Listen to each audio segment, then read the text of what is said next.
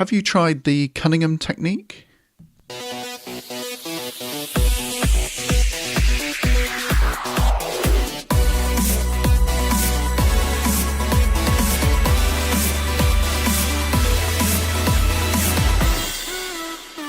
Hello and welcome to this week's Urgent Bite, brought to you by the Royal New Zealand College of Urgent Care. My name is Guy Melrose, and today we're looking at a gentle method of reducing anterior shoulder dislocations called the Cunningham technique. Now, some of you will have come across this already, but for those of you who have not, it's worth taking a look.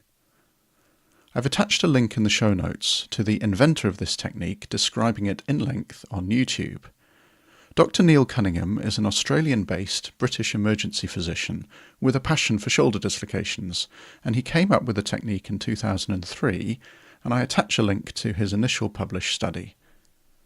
The idea behind the technique is to position the patient so as to get the glenoid in as favourable position as possible, and then to massage the biceps, which by then is the primary structure preventing relocation.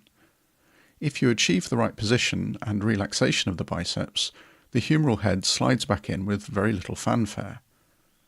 There are numerous videos of this technique in action, and they are remarkable in that there is no force and patients report no pain. Now, Dr. Cunningham himself states that this is not the only technique he uses, so it is important to be skilled in the other means of reducing shoulders, but as a drug-free and single operator method, it would be a good one for those of us in urgent care clinics to familiarise ourselves with, if you've not already.